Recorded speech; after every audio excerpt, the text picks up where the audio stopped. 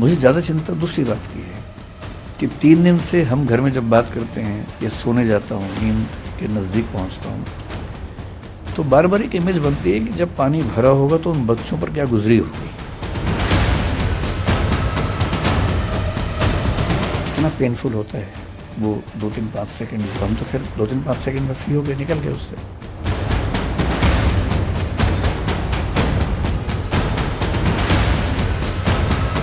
उम्मीदों की जब आखिरी कड़ी टूटी होगी, जब टेबल पे चढ़े होंगे बचने के लिए, पानी इतना सारा आ गया होगा। मेरी इस पूरे प्रकरण में मूल चिंता उस अनुभव को महसूस करने की है।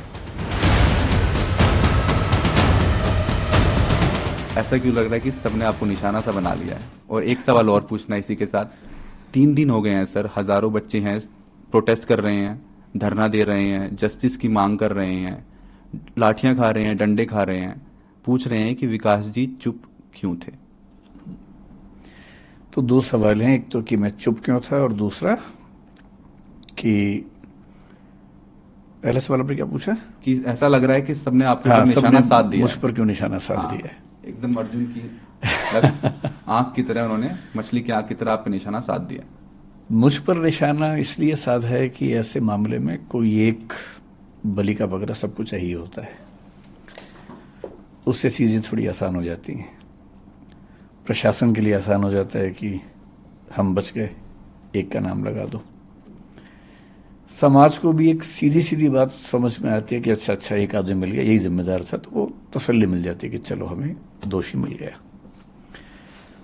और जो कॉम्पिटिटर्स हैं उनको ये लगता है कि अच्छा मौका है, इसी में स्कोर सेटल कर लिया जाए, हिसाब बराबर कर लिया जाए। जो बच्चे हैं, बच्चे जिस इमोशनल टर्बुलेंस से गुजर रहे हैं, उनकी नाराजगी की वजह यह है कि मैं उनके साथ क्यों नहीं खड़ा हूं। तो बच्चों की नाराजगी जायज है, लेकिन जो सीलिंग का एक्शन है मेरे ख्याल से 50 से ऊपर इंस्टीट्यूट्स पे हुआ, उसमें एक नाम हमारा भी है। पर शायद उनको मुझसे ज्यादा उम्मीद थी, इसलिए उनको खराब लगा, हर्ट हुए, तो नाराजगी पूरी मुझ पे फूटी है। और मैं इस बात से बहुत संतुष्ट हूं, अच्छा महसूस कर रहा हूं कि सारा रोष मुझ पर है। कम से कम मैं इस बात को लेकर निश्चिंत हूं कि वो मानते हैं कि मुझे उनके साथ और सही पक्ष में खड़ा होना चाहिए था। तो इसके लिए मैं कृतज्ञ हूं कि उन्होंने इतना गुस्सा मुझ पर किया। मीडिया ने गुस्सा क्यों किया? क्योंकि चैनल्स को व्यूज चाहिए, और जिसके नाम पे व्यूज मिलते हैं, अभी तुक्के से पिछले कुछ समय से मुझे व्यूज मिल रहे हैं, तो मेरा नाम लिख के गाली देने में व्यूज ज्यादा मिलते हैं, इसलिए मेरा नाम सबसे ऊपर रहता है। तो सबकी अपनी अपनी वजह है। जैसे आज़ादी की लड़ाई में वजहें सबकी अपनी अपनी थी, उन सबका नाम था आज़ादी, अंग्रेजों से मुक्ति। तो इस मामले में भी वजहें सबकी अपनी अपनी हैं, लेकिन सबके पास एक सुविधाजनक नाम है कि उसको गाली दो, कुछ कुछ वर्चुअल मॉब लिंचिंग जैसा करो, और सुख भी मिलता है। जब हम किसी को गाली देते हैं तो सुख तो मिलता ही है। तो सब इसलिए पीछे पड़े हैं, सबकी अपनी अपनी वजह हैं। लेकिन ठीक है, जब यूट्यूब ने, सोशल मीडिया ने मुझे प्रसिद्धि दी पिछले 3-4 साल में, मुफ्त में इतनी सारी प्रसिद्धि मिली, तो क्या होता है कि जब कुछ मिलता है तो हमें लगता है कि हम डिजर्व करते थे, और जब कुछ विपरीत होता है तो हमें लगता है कि मेरे साथ ही क्यों हो रहा है। तो जिस तर्क से लोगों ने इतना स्नेह दिया, उसी तर्क से लोगों ने इतनी नाराजगी मुझ पर उड़ेली। लोग एकदम ठीक हैं, गुस्सा एकदम जायज है, पर मेरी अपनी वजह है कि मैं इतना लेट क्यों हुआ। दूसरा सवाल आपका ये है कि मैंने इतने समय तक कोई प्रतिक्रिया क्यों नहीं दी। इसकी 2 वजह हैं। एक तो मेरा स्वभाव, क्योंकि मैं भावनात्मक मामलों में बहुत मुखर और एक्सप्रेसिव नहीं हूं। 3 बच्चों की डेथ हुई, दर्दनाक मृत्यु हुई, उस दिन से मेरे घर में हम लोग, आपको बड़ा आश्चर्य होगा, तो पिछले 2 दिन में हो रहा है उससे मुझे परेशानी लगभग नहीं के बराबर है। सारे चैनल्स मेरे पीछे पड़े हैं, इससे मुझे परेशानी नहीं के बराबर है। मेरे परिवार में लोग अचंभित भी रहते हैं कि मैं इतना सामान्य कैसे रह लेता हूं। मुझे ज्यादा चिंता दूसरी बात की है कि 3 दिन से हम घर में जब बात करते हैं या सोने जाता हूं, नींद के नज़दीक पहुंचता हूं तो बार बार एक इमेज बनती है कि जब पानी भरा होगा तो उन बच्चों पर क्या गुजरी होगी। क्योंकि एक दो बार ऐसा हुआ कि नदी में तैरते हुए पानी नाक में भर गया, एक दो सेकंड्स के लिए डूबते डूबते मरे, मतलब बचे। कितना पेनफुल होता है वो 2-3-5 सेकंड, जो हम तो खैर 2-3-5 सेकंड में फ्री हो गए, निकल गए उससे। पर उन बच्चों ने तो कम से कम 1-1.5-2 मिनट, मुझे नहीं पता कितना समय इस चीज का होता है, लेकिन लगभग इतना होता ही होगा, झेला ही होगा। उम्मीदों की जब आखिरी कड़ी टूटी होगी, जब टेबल पे चढ़े होंगे बचने के लिए और पानी इतना सारा आ गया होगा। मेरी इस पूरे प्रकरण में मूल चिंता उस अनुभव को महसूस करने की है, और वो दुख है। तो ऐसे दुख में उनके पेरेंट्स को मैं जानता नहीं हूं, मैं उनसे कैसे अपनी बात कहूं, कैसे उनसे मिलूं। दूसरा, जो विद्यार्थी इस समय आंदोलन में हैं, उनकी सारी बातें जायज हैं, लेकिन वो जिस उम्र में हैं, जिस गुस्से में हैं, थोड़ा सा ये भय भी होता है कि अगर हम जाके बात भी करें तो उस समय वो पूरी बात सुनेंगे या नहीं सुनेंगे।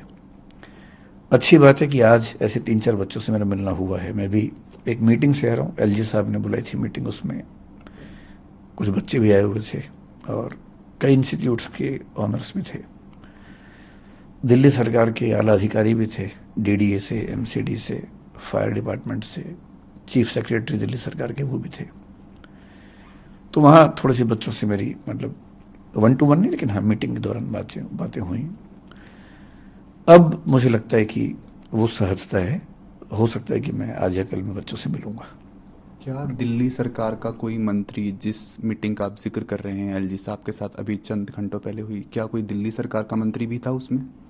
नहीं, एक भी मंत्री नहीं था दिल्ली सरकार। ये मामला अभी एलजी साहब हैंडल कर रहे हैं, तो ब्यूरोक्रेट्स बहुत सारे थे, दिल्ली सरकार का कोई मंत्री नहीं था उसमें। अगर आप कुछ बता सके कि उस मीटिंग में क्या बातचीत हुई, किन मुद्दों पे बात हुई और क्या सहमति बनी?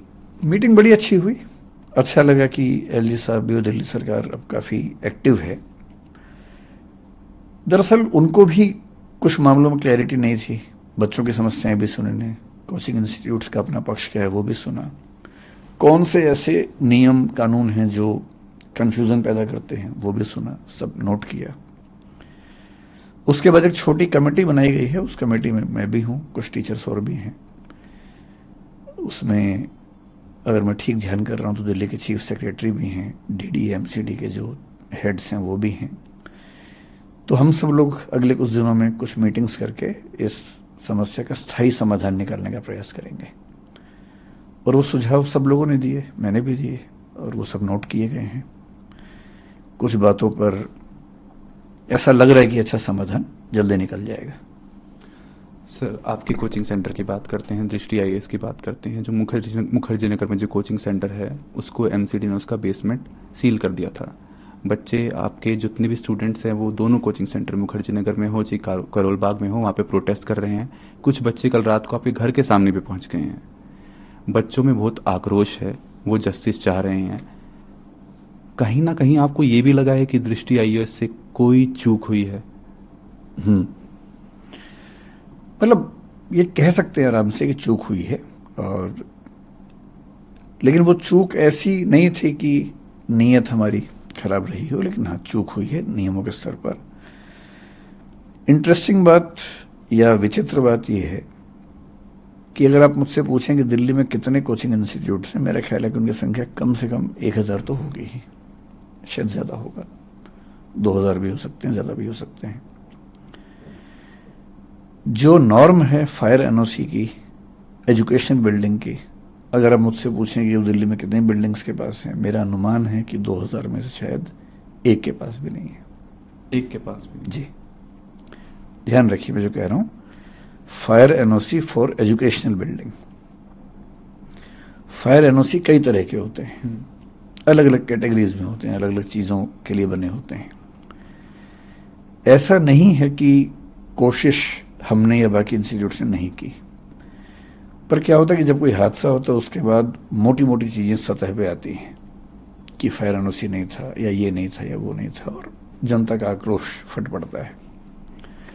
उसके पीछे की वजहें क्या हैं, परिस्थितियां क्या हैं, वो सोचने के लिए, समझने के लिए धैर्य चाहिए, समय चाहिए। तो मैं असल में 3 दिन से ये भी चाह रहा था कि पहले सारी स्थितियां सामने आ जाएं, क्योंकि 1-1.5 दिन तक तो ये स्पष्ट नहीं हो रहा था कि कितने बच्चे थे, क्या स्थिति है। धीरे धीरे चीज़ें स्पष्ट हुई, तो फिर आज ये मीटिंग हुई, तो मेरा ख्याल है कि अब हम उन सब बातों पर ज़्यादा स्पष्ट रूप से बात कर सकते हैं। जहाँ तक बात है हमारी बेसमेंट की, हमारी बेसमेंट मुखर्जी नगर में थी। करोल बाग में हमारे पास 4-5 बिल्डिंग्स हैं, उनमें से एक बिल्डिंग की बेसमेंट सील हुई है। बेसमेंट जो करोल बाग में थी वो अप्रूव्ड बेसमेंट है, अप्रूव्ड कमर्शियल बेसमेंट है, जिसमें एनओसी पे लिखा हुआ है कि उसमें ऑफिस चलाया जा सकता है। उसमें ऑफिस ही चल रहा था, पर अभी एमसीडी पर जो दबाव था उन्होंने इनडिस्क्रिमिनेट तरीके से सबको सील किया है, हमें भी सील किया है।